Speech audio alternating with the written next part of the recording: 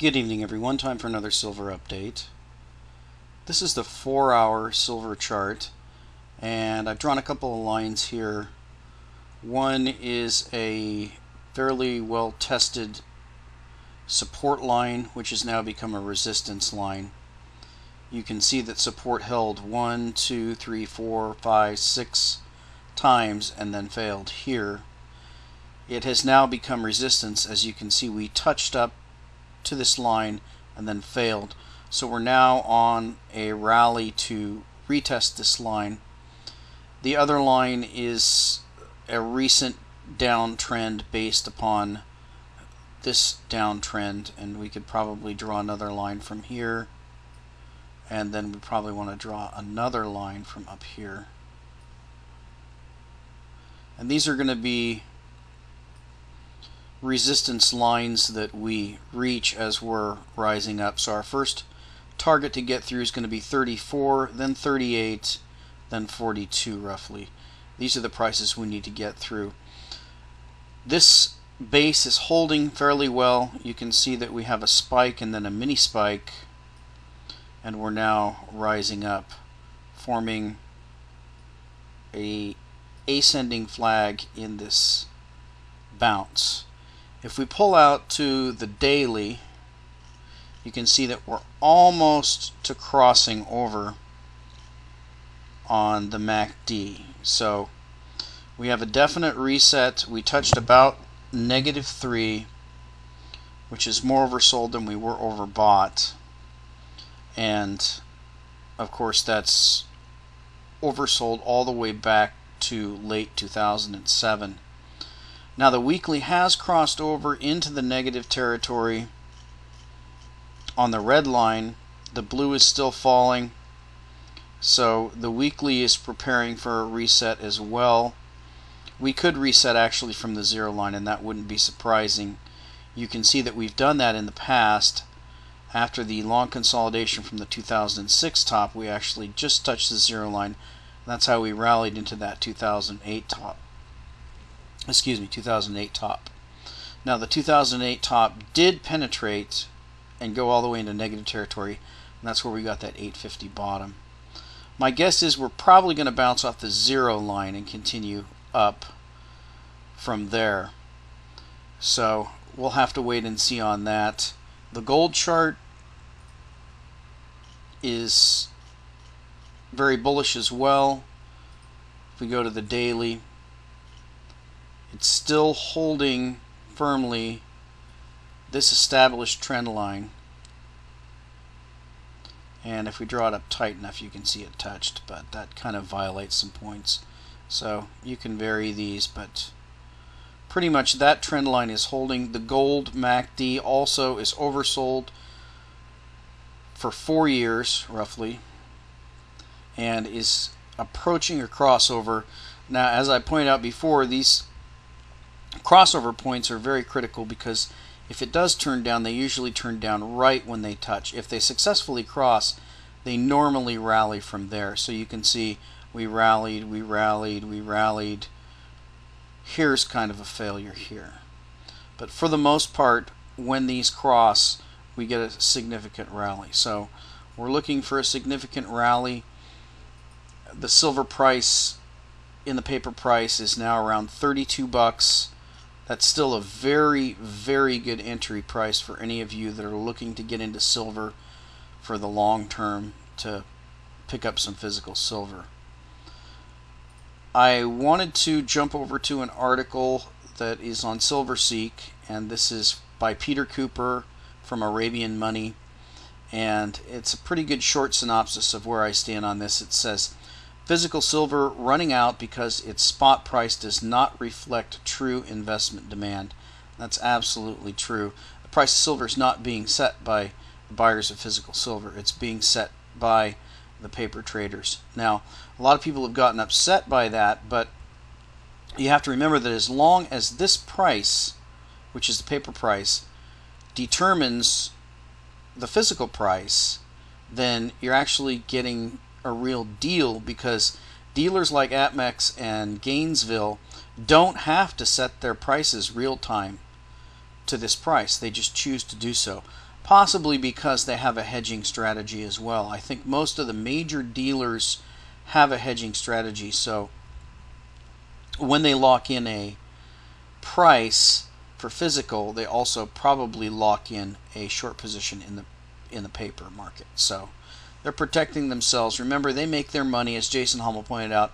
Their money is made on the spread and on the premium. They really don't care the direction of the price of silver. They just want to turn over a lot of it and lock in that premium, and that's their regular profit. They're in the business of selling silver and gold. They're not in the business of speculating as to how high or low the price is going to rise. Obviously, if they tried to do that, they'd buy here and not sell, so then they drive their own customers away. So they really don't have a choice as to whether they keep buying and selling. They have to stay in business, but they don't want to take a loss, of course, and so they do hedge themselves with the futures, and they do try to reduce the amount of losses that they take. But nevertheless, they allow their prices to fluctuate with this paper price. And that's why it's important, as pointed out in this article, that the paper price is manipulated the way it is.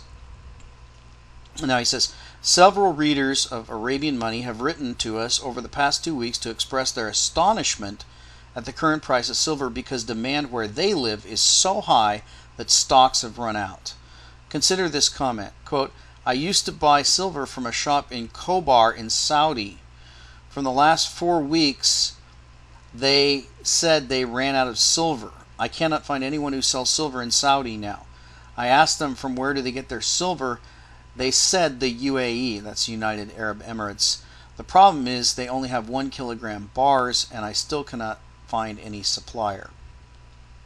No stock. Well, don't bother coming to the UAE. Our information is that the 1 kilogram bars mentioned here and featured in the video on the website last month are all sold out too. We've also had feedback now about low or no stock in Texas and Australia from big private bullion dealers there. Now, what would normally happen when a commodity is in short supply is that the price would go up to encourage sellers to put some more into the market. That is presently not happening because the price of silver is being artificially suppressed in the COMEX futures market by the bullion banks acting on instructions from the Fed, presumably. And that's my belief as well. So why would you sell that silver cheaply if you happen to own some? But something has to give, and it is the price of physical silver rather than the COMEX price of the shiniest of metals. If you can find any silver these days, you will pay quite a substantial premium over the spot price, but pay it because that is probably still a bargain compared to where silver prices are going. The truth is that silver is a rare metal, more rare than gold. Silver reserves, and this is the first time I've ever heard this number before, silver reserves have been estimated at 1/100th of gold reserves. Wow. If that's true, the sky is the limit for the price. Silver is, after all, consumed by industrial processes, and reserves have dwindled over the years because the price has been kept so low for so long by market manipulation. Why is that? Silver price fixing. This market manipulation dates back to the last silver boom in the late 70s and the spectacular $50 spike in the price in 1980. The central banks then saw suppression of the silver and gold price as the part of their war on inflation. They clearly lost that war, but kept gold and silver prices down until this decade. 31 years later, we are still not back to those silver prices despite a 7-fold increase in the money supply. On that reckoning, silver ought to be $350 an ounce, not $30 today. However, the snapback for silver prices now has the capacity to be sensational and far beyond the mini spike in the first few months of this year from $30 to almost $50 again. So those who go seeking out physical silver to buy at current prices are going to be very well rewarded, and soon, not in 31 years. Arabian Money continues to stick with silver as our top tip for 2011, and that means a big rebound in the price of the silver before the end of the year. So, excellent article a brief synopsis. I couldn't agree more with his opinion. So let's take a look at what's available. Now this time I did a search on Provident Metals. That's a site that a number of people have recommended that is known for having fairly low premiums and markups and a fairly decent supply. So this will give us an idea of what's out there. Now I just chose foreign silver just because those are the numismatics I like to collect. You can see they're out of the 2009 Koala, they're out of the Mexican Onza, they're out of the 2010 Koala, they're out of the Proof Canadian $20. Here's some Canadian maple leafs that you can get that are in off quality. It looks like they have a jumble of various years here, so that's kind of like buying junk silver, but that's not a bad price, $34.95. That's a little above spot, maybe $3, so pretty good deal on those. The Kookaburra is $45. That's pretty steep. The Wolf half ounce, $54.95. That's unbelievable markup on that coin. The 1 ounce Wolf, it's actually more for the half ounce than it is for the 1 ounce, but that's a 2006. You can get the 2011 Wolf for $48.95. That's just too high for me. The Canadian maple leafs are delayed. The Koala for 2011 is out of stock, and as well as the Kookaburra. You can get these Philharmonics, not my favorite coin, but an okay price. Still a pretty big markup over spot. I think that even though this is way above spot, this is a pretty good price for a Panda. You might want to grab 10 or so or something like that.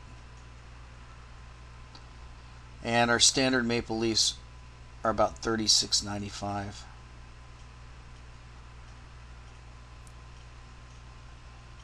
And that's about it. Here's a, well, that's a rabbit half ounce. I don't like the rabbits. Here's the Cougar. You can get it for $38.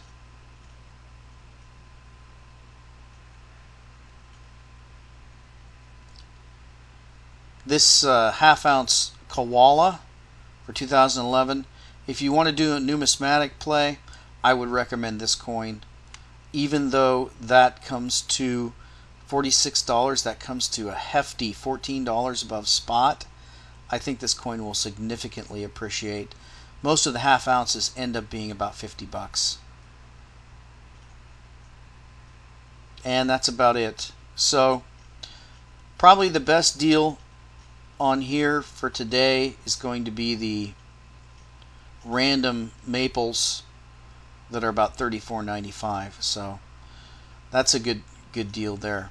Now I wanted to jump over to talk about the stock market a little bit, because if you remember, I've been playing the stock market more recently since I jumped in and bought the AGQ put, and now I'm currently carrying the AGQ calls. But I also have some stock shorts, and my shorts have kind of counteracted my longs, so I'm kind of in a hedge position right now in my paper account. But while researching some of the stocks and the silver and the AGQ and stuff like that, one thing I really noticed, especially with the speech by Bernanke the other day and a temporary bottom and then rally from that point, what stands out when you look at the stock market is that it really no longer appears to be a free market of buyers and sellers. It pretty much looks like a manipulated market, and I'm going to show you why I say that. Now this is a overlay of 4 prices. I tried to pick the Dow Jones Industrial as a base, and that's the yellow line. And then I tried to choose stocks that are investments that would be atypical, or ones that would not have a very highly correlated beta, so I would expect to not really move together. So I chose the SLV as a proxy for silver. I chose Cisco Systems stock. I chose ExxonMobil stock. And I chose the Dow Jones Industrial. And the thing that really strikes you here is that these things move together in a very uncanny way, especially when you look at this rally at the end of the day on Tuesday after the Fed speak. You had a tremendous rally and it hit everything. You can look and see here how the Dow and ExxonMobil trade practically in lockstep for this period today. If we pull out, the correlation starts to break down. You can see the smackdown in silver. We pull out farther and farther and farther. It really starts to break down. So you can see that silver's the clear winner here. The Dow's at about 0. Cisco's in negative territory, and Exxon is up a certain percentage. But as we look at the very close view, the daily, and especially the 5-day, there's an uncanny correlation in the price of these. Now, how do you account for that?